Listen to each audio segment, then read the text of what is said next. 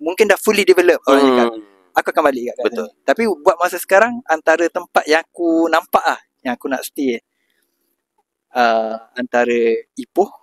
Oh, okay. Ipoh dia dekat dengan KL.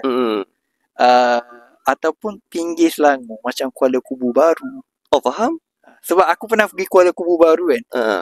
Chill gila bro. Dia macam ibarat kau kat Kelantan, tapi kau dekat dengan KL. Faham.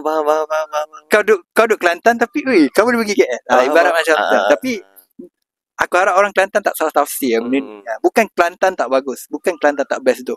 Of course best, tanah lahir aku kan. Tapi in a way kita nak facilities sebab kita dah terbiasa, mesti kita nak access yang mudah lah.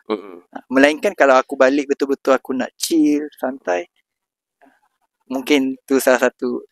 Sebelum aku lupa, aku nak buat disclaimer jugalah. Aku tak cakap Sarawak tak bagus Aku orang Sarawak. Aku dulu Bintulu kan. One thing yang aku seronok kat sana, aku rasa tak terasing.